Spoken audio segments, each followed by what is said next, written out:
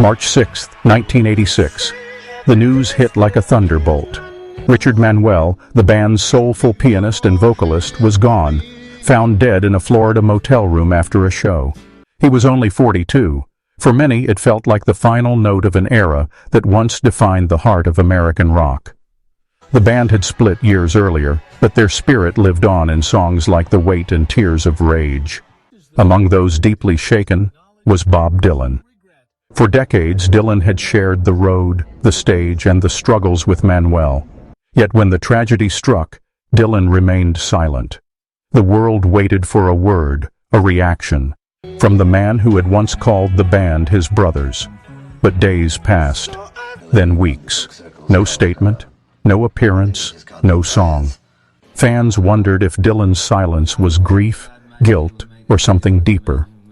Behind closed doors, though, friends whispered that Dylan was shattered, that Manuel's death had reopened old wounds Dylan had never healed. The bond they shared during those late 60s Woodstock days wasn't just musical, it was spiritual. And now, one half of that energy was gone forever. It all began in the damp basement of a pink house in Woodstock, New York. Bob Dylan, freshly recovering from his 1966 motorcycle crash, had retreated from fame. There, joined by Richard Manuel, Robbie Robertson, Rick Danko, Levon Helm, and Garth Hudson, something magical unfolded. They called themselves the band, not for fame, but for the music. Manuel was the emotional core. His voice, gentle, aching, and full of sorrow, gave songs like Whispering Pines and In a Station their soul. Dylan leaned on him not just for harmony, but humanity. While Dylan wrote poetry that challenged the world, Richard sang the kind of truth that broke hearts quietly. Their friendship deepened in those basement sessions, later immortalized as the Basement Tapes. The two men shared cigarettes, laughter, and silence. Dylan once told a friend, "Richard feels the music. He doesn't just play it." But as fame returned, the pressures of the road, drugs, and depression began to haunt Manuel. Dylan noticed it, but felt powerless to help.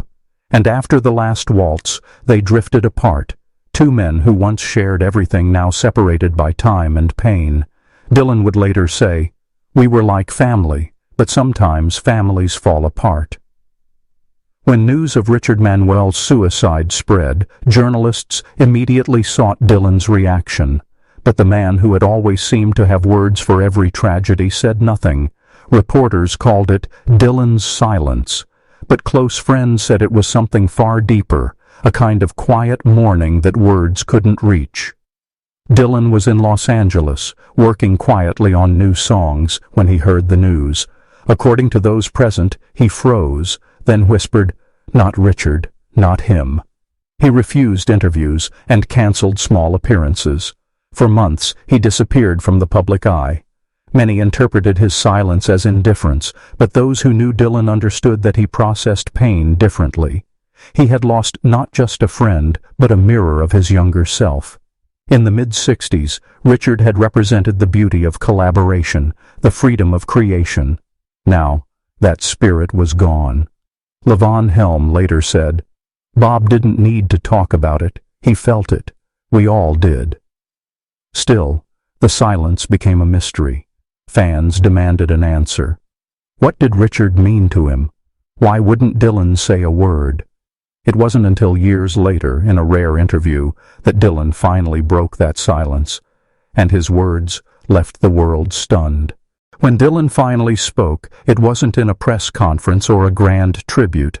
It happened quietly in 1989 during an interview about the band. The journalist asked him about Richard Manuel, expecting a polite acknowledgement. Instead, Dylan paused, looked down, and said softly, "Richard had the soul. He sang like an angel who had seen hell." That single sentence silenced the room. Dylan continued, "He carried something none of us could carry for long.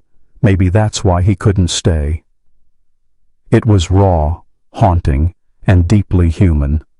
Dylan rarely expressed emotion in public, but here he was, admitting that Richard's voice, his pain, and his art had been the true soul of their shared journey.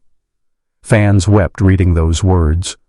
Critics wrote that Dylan's statement was a confession wrapped in sorrow. Some even felt he blamed himself, that his drive for perfection, his relentless touring, had added to Richard's burden. But Dylan never clarified. He simply ended the interview with, "We lost something sacred when we lost him." That sentence would echo in documentaries, tribute shows, and among fans for decades.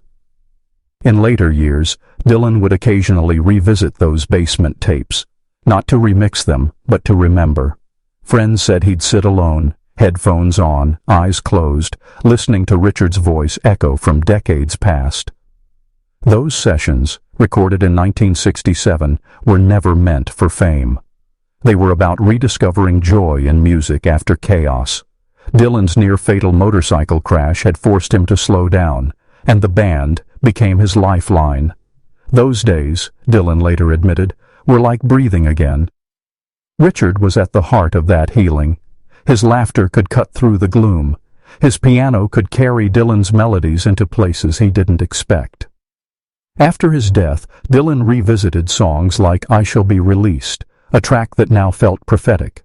Many believed the lyrics reflected Warren, Richard's soul. I see my light come shining, from the west down to the east. Every time Dylan performed it after 1986, his voice cracked slightly on that line. Audiences could feel it. He wasn't just singing for the world anymore. He was singing for Richard. Years passed before Dylan could bring himself to acknowledge Richard publicly. Then one night in the early 90s, during a live show, he introduced Tears of Rage, a song he co-wrote with Richard, as One for an Old Friend. The crowd understood instantly. His voice was rougher, deeper, weathered by time, but the emotion in that performance was undeniable. The song, once shared between two kindred souls, became a quiet conversation between life and death. Fans said that night, Dylan looked haunted but free. He finally allowed himself to grieve in front of others. After the show, Dylan reportedly told his bandmates, "Richard's still here. He never left." It was as if that one song lifted years of silence off his shoulders. It wasn't just a tribute. It was an apology, a farewell, and a celebration all in one. The footage of that performance spread quietly among die-hard fans.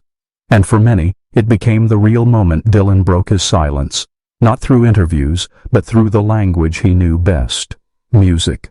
Behind the scenes, Dylan was known to wrestle with survivor's guilt. Friends said he questioned why he, the one who seemed destined for destruction in the 60s, had survived, while Richard, the gentle heart, couldn't. He once confided to a close associate, "You always think you'll have time to fix things, then one day you don't." It wasn't just grief, it was regret. The years after the last waltz had seen Dylan and the band drift apart. Life, fame, and ego had gotten in the way. Dylan had wanted to reconnect many times, but kept putting it off. After Richard's death, that delay became a ghost that followed him. He poured those feelings into his writing. Songs like Shooting Star and What Good Am I carried undertones of remorse and lost connections. Many fans now interpret them as Dylan's way of speaking to Richard beyond the grave. It was never public, never clear, but it was there. The pain, the guilt, the love that never had a chance to say goodbye. Richard's death fractured what remained of the band. Levon Helm, Robbie Robertson, Rick Danko, and Garth Hudson each processed the loss differently. Some turned inward, others tried to move on through music. Dylan, though distant, remained tethered to their shared legacy. When asked about the band years later, he said, "We were connected by something you can't replace."